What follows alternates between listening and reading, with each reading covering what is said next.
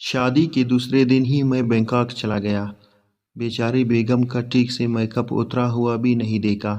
کہتے ہیں عورت کے لیے یہ لمحہ بہت کٹھن ہوتا ہے کہ جب اس کا میاں شادی کے دوسرے دن ہی اسے دور چلا جائے۔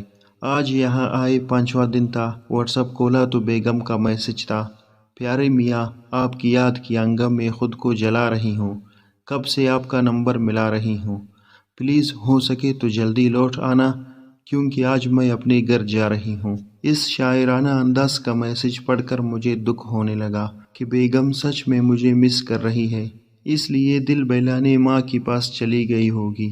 خیر میں بھی کون سا کم تھا، لکھ ڈالا، تیری یاد میں ایک سگریٹ جلا رہا ہوں، سنو کل میں واپس گھر کو آ رہا ہوں۔ دوسرے دن مجھے جواب ملا کہ آپ کے آنے کا بے صبری سے انتظار ہے۔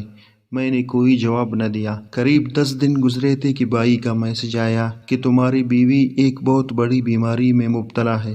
میسج پڑھ کر مجھے حیرانگی ہوئی کہ اپریل فول بھی نہیں۔ پھر بھائی صاحب ایسا کیوں کہہ رہے ہیں؟ فوراً بھائی کو کال کر دیا۔ حال احوال پوچھنے کے بعد جب میں نے بیگم کا پوچھا تو مجھے محسوس ہوا وہ رو رہے ہیں۔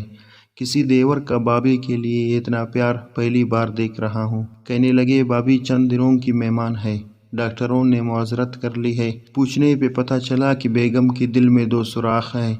میں سکتے میں آ گیا، آنکھ سے آنسو ٹپکنے لگے، سانس پھولنے لگا۔